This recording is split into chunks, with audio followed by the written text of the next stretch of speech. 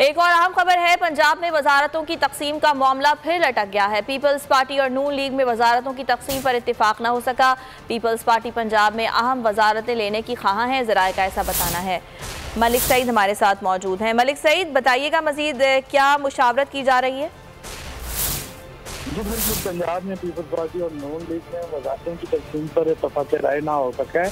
जरा का ये बताना है कि पीपल्स पार्टी पंजाब में अहम वजारतें लेने की ख्वाह है। पीपल्स पार्टी के मामला न तय होने पर जो है वो पंजाब में काबीना की तश्कील भी तासीर का शिकार है। जरा के मुताबिक पीपल्स पार्टी पंजाब में वजारतें खजाना की ख्वाहिशमंद है। नून लीग जो है वो खजाना पीपल्स पार्टी को देने से ताहाल इनकारी है। पीपल्स पार्टी पंजाब में वजारत कानून रेवेन्यू तालीम की भी ख्वाहिशमंद है। नून लीग वजारत कानून रेवेन्यू ख्वाहिशमंद है। आसफ अली जरदारी वजारतों के मामला को देखने के लिए लाहौर में मौजूद है। जराये के मुताबिक जो है वो वजारतों की तकसीम के मामले पर आज अहम पेशरफ होने का भी इम्कान है और इस हवाले से मुलाकातें भी जारी हैं। जी ठीक है मलिक सईद, बहुत शुक्रिया आपका। सब्सक्राइब करें और बेल दबाएं ताकि कोई खबर रह न जाए।